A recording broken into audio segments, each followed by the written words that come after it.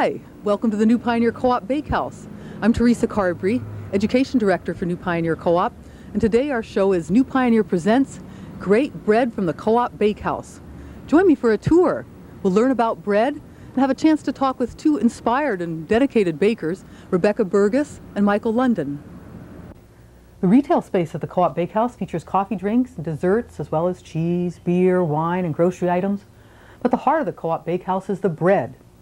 The breads made here are unique, varied, and delicious. The baking day starts early at the large mixer. It's from France, as are the two other important pieces of equipment, the bread loader and the oven. Many of today's breads take less than 3 hours from the time they're mixed till they go in the oven. But the long-rising hearth breads can take up to 12 hours. The mixing of these breads needs to be very gentle in order to create the structure of the dough.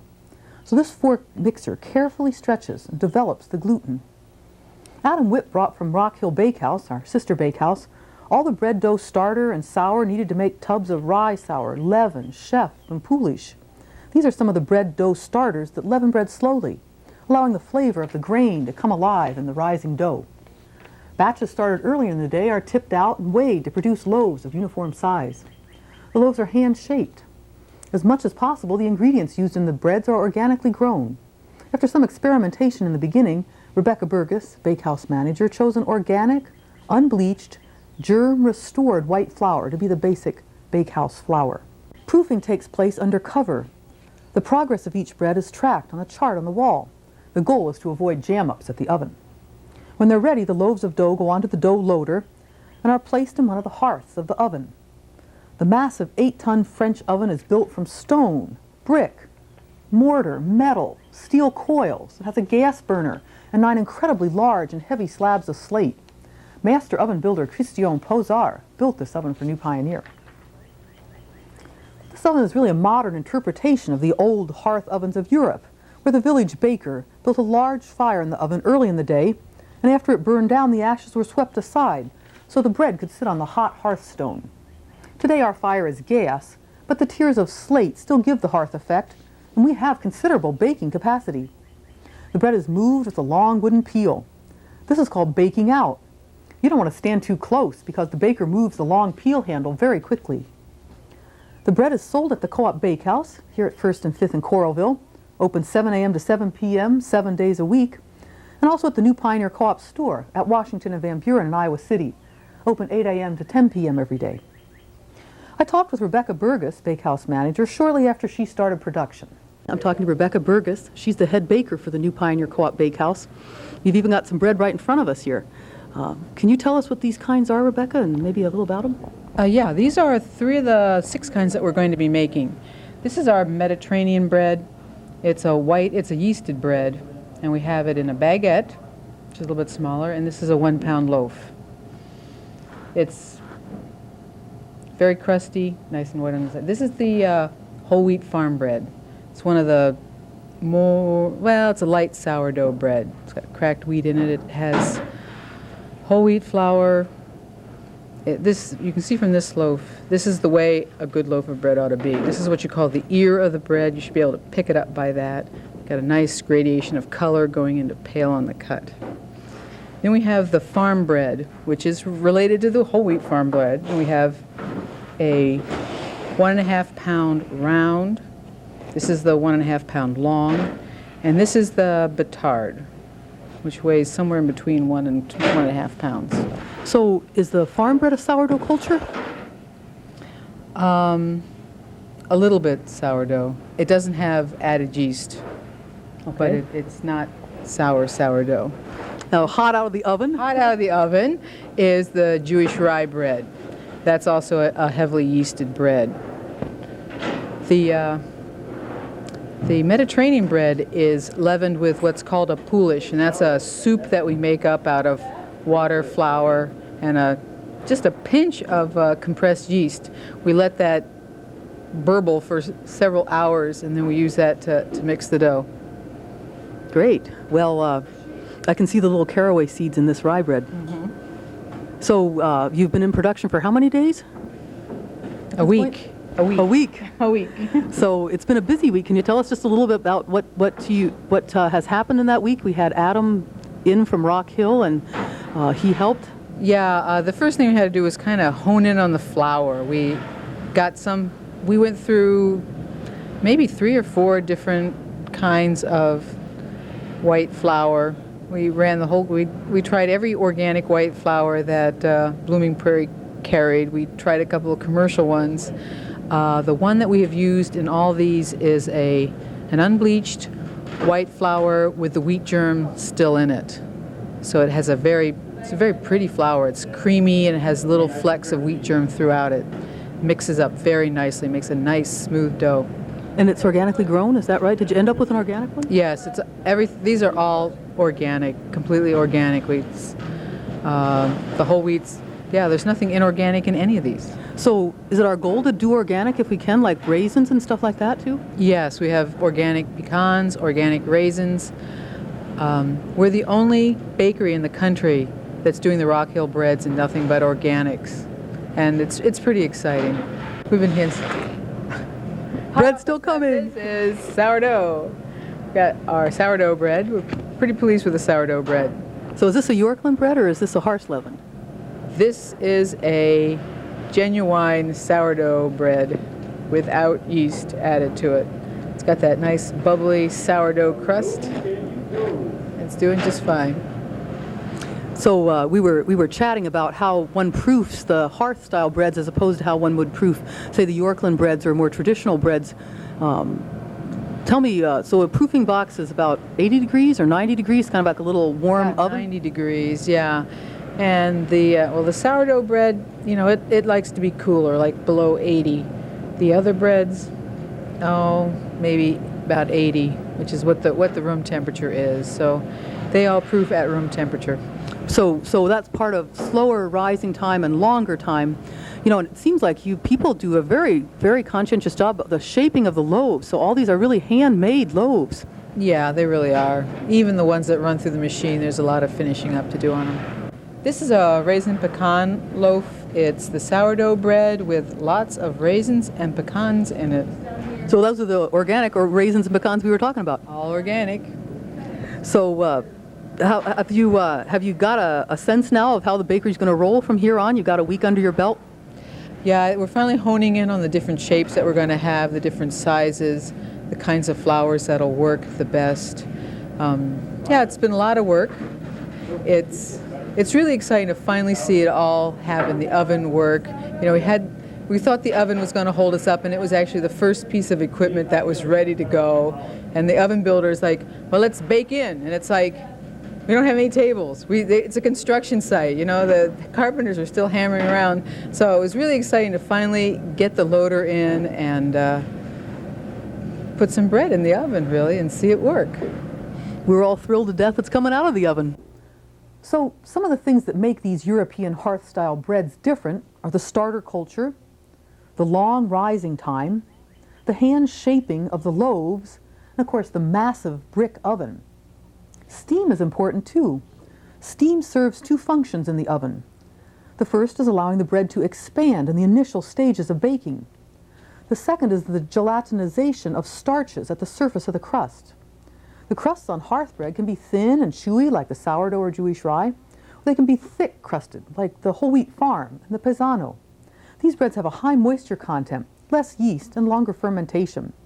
This allows the intrinsic flavor of the grain to emerge. Many people find the chewy crusts and hearty flavors of hearth breads to be unlike any bread they've eaten. They love it. I sometimes wonder, how do we lose the pleasure of eating bread with such genuine character? Maybe you wonder, how do we succeed in getting such a remarkable bakehouse to come to Coralville, Iowa? Well, part of the story rests with Michael London, baker, poet, and co-founder of Rock Hill Bakehouse, the inspiration for the New Pioneer Co-op Bakehouse. Michael London's a very special guy. He's played a really key role in the development of the New Pioneer Co-op Bakehouse. And today we're going to have an opportunity to chat a little about the history of the bread, about Michael London himself and how he, in his own personal search, came to love these breads and with his background was able to create a really unique and wonderful product. So Michael, tell us about how you really became so interested in bread and sort of part of your quest for the great loaf. Well, I grew up with good bread. I grew up in Brooklyn, where there was always good rye and pumpernickel and and hard rolls that were truly hard and baked on the hearth, and where people didn't make a virtue out of their being soft these days. But I would have to say that in a strange roundabout way, literature led me. Literature and poetry somehow led me to baking, and that perhaps took a quantum leap. But I taught literature and was the poetry editor of a journal that I co-founded in the mid-'60s called Salmagundi, which is still thriving, though I haven't been associated with it for many a year. But I was I'd have to say, estranged, dislocated, alienated sort, and someone who didn't really work with his hands, and so becoming a baker was a way of becoming part of the world and not feeling apart from the world. I read recently, because I picked it up after many years, a poetic manifesto by William Carlos Williams, the American poet, largely a manifesto of the imagination. And Williams says that he was interested in a Spanish writer for a while called Pio Baroja, and I'm not familiar with his work at all. But what he says is that Baroja stopped writing and became a baker. And Williams said that he was interested in that because he felt that Baroja had felt isolated, and yet, but somehow becoming a baker, he became part of the fabric and part of the heartbeat of perhaps his community. But that interested me, needless to say, and I intend to pursue that, find out more about Baroja. Most of the breads that we see in the bakehouses are Italian or French. Do you tell me why those were the favorites that have made it to Mrs. London's and Rock Hill, or are those just the ones that I'm most familiar with? Well, I would say that they are indeed the country breads. A great deal of the of yeasted country breads in France are made, if they're not made with a levain, which is a starter that's made by capturing the wild yeasts from the air, tantamount to lassoing the wild spores into a culture and then feeding, nourishing, replenishing, refreshing the culture. If they're not made that way, then they're made with what in France is called pouliche, or what in Italy is referred to as biga. And that's a yeasted starter whereby a minuscule amount of yeast is used over a long fermentation period to provide, chewy, big hole textured breads. I would say that those breads largely appeal to me because those cuisines largely appeal to Wendy. When I very frequently say we're having this editorially, but Wendy is the cook in our home, and I'd say certainly for the last 4 or 5 years, probably 95% of everything that we eat at home has been Italian. And she makes it for her it's a quest to find the best oils and the freshest ingredients, and but we make Jewish rye breads and breads that have had their origin in Poland and in Germany as well. A corn rye bread that is simply known in the New York area as cornbread, which has nothing to do with corn, but with the German name Kern, which is kernel or rye, and certainly challah, which is the Jewish Sabbath egg bread. But by and large, I think that our breads tend to be both French and Italian, though I like to think these days, where I'm working with new breads, that they're simply sort of country American breads that perhaps harken back to the early years of the Republic, and even before then, when virtually every household had not only an open hearth, but a beehive oven. Interestingly, I learned this just in the last couple of years, perhaps in one of Carol Field's books. She's done a great deal of work regarding Italian festivals, celebrating Italian festivals and Italian bread, that the word focaccia, which has the word focus within it, if you were to look up in the Oxford English Dictionary, the OED, the word focus, the very first definition for focus, and this is, for me, it's very wonderful, is hearth.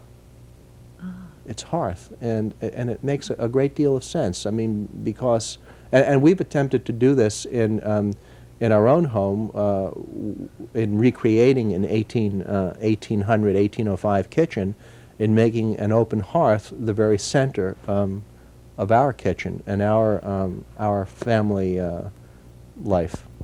Well, as you mentioned, one of the things that distinguishes these breads is that there's a relatively smaller amount of yeast, which is used for, so that a relatively tiny amount of yeast or wild yeast gathered in and propagated and then used as the starter is sort of one way that the bread is distinguished, and that it has the longer rising time, and that allows it to develop certain characteristic flavors. Yes, American bread is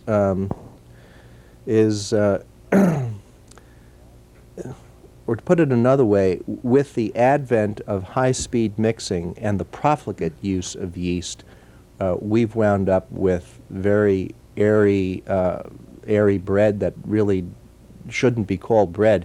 I'm very fond of Elizabeth David's recommendation that there should be a designation called near food for food that just isn't food. Near food? Near food, because certainly bread that's simply, or so-called bread that's simply pumped up with great quantities of yeast, literally gassed up, simply tastes from yeast, and there are a number of reasons for this, namely the notion that the faster the bread gets out of the oven, in industrial baking, there's even the notion called no-time dough. The no-time dough is a dough that you can literally take from the mixer, take right to the bench, and then get right into the oven. It doesn't matter that it tastes like styrofoam and cardboard, but this is no-time dough that apparently, puts money into the baker's pocket. I think ultimately, the no-time doughs will in no time not be Have no charm. have no charm, indeed. These breads do not bring out the intrinsic quality of the grain, and that's what's extremely important about using no yeast or very little yeast, because there's a whole process that goes on, and it's very important to serve the bread, to serve the very process that's taking place, and not to interfere in that process. Here we have Michael London shaping up some loaves. What kind is this? This is our pane bello. It's a rustic Italian bread, and I'm shaping them in this old, sort of orthodox, almost universal bread-making, kneading method that gets both sides of the brain to work, you see. So it's a kind of nice balancing way of rounding up bread. So pane bello means beautiful loaf in Italian, beautiful bread in Italian? Beautiful bread, yeah. So this will have a silky texture and a firm crust? Or It'll have an open hole, chewy texture. It should be crusty, and it'll be delicious. But what's really nice about this, and as you can see on the bench, is that they're being molded by hand. This is indeed handmade bread, and these hands are, imparting the spirit of the people. I mean, of those who are making it into the bread. It's very important to be to have a good attitude about the bread, because ultimately that will show up in the loaf. So you're not the kind of guy that thinks that we should develop some machine that could do this. In fact, aren't that keen on the mechanization of bread production. Am I right? I'm for as little technology and machinery as I guess one, not exactly a Luddite, but non-interference. As I've said time and again, 90% of the great wine is made on the vine. And certainly 90% of the best bread is by virtue of non-interference. And by that I mean the bread itself has its own process. And we're here to sort of guide the bread. It's sort of presumptuous to think that we, let's say we grow tomatoes. I mean, we attend to the seed. We're stewards in a sense. We're gardeners. And bakers should be that way too. Perhaps it's a cosmic gesture, or where we say, okay, the bread is ready now. But it's very important to be attuned to that process so that we know when it's ready. But not to retard that process and not to force that process, by creating atmospherically controlled rooms, or by saying that the water has to be at this temperature and it has to go for 4 hours or 5 hours, because every day is different. And if the baker isn't attuned to that, he'll never really be serving the bread. And it's to the extent that we serve the bread, serve something that's larger than ourselves, that the bread reveals itself to us and makes its process known. Interestingly, the process is time itself. So one could also say that in addition to using as fine ingredients as possible, that we use the dimension of time as an ingredient. And that dimension of time is the process itself. We will not take this wine before it's time. It's really the same thing with good bread. The bread has its own time, and you need to be part of that time, part of that process, so that you know on any given day whether the bread is oven ready or at whatever stage it's at. So it's not only good ingredients and skilled people and a good oven. There's a certain sensitivity that you have to bring to see maybe there's small fluctuations in the flour or the humidity of the day or something, to sort of listen to the bread so that it will manifest its energy in the best way. That's right. And not only can you hear bread talking, for instance, when it comes out of the oven. I mean, if the bread is baked properly and has good crust, as soon as it hits that cool air, you can hear that, that snap, crackle, and what is that? popping. Well, it's the bread actually contracting in the cool air as it comes out from the hot oven. And with for instance, a Jewish rye bread, at its best, it will have almost a diamond-formed crust. It'll crackle almost like diamonds all over the loaf. But it depends on the bread. Some breads are thin-crusted, and others aren't. But yes, it has to do with an attitude toward the bread. For me, the bread represents something that's much larger than myself, and it's something to serve, because you're serving the spirit within that bread. So you can get a chance to taste some of these great breads here at the Co-op Bakehouse at the corner of 1st and 5th in Coralville. Kathy McGuire is with me. We'll give you some great tastes here. The Bakehouse is open from 7 in the morning till 7 at night, 7 days a week. And also you can get the bread at the New Pioneer Co-op store at Washington and Van Buren. I'm Theresa Carbrey. It's been my pleasure to bring you New Pioneer Presents Great Bread from the Co-op Bakehouse. Thank you for joining me.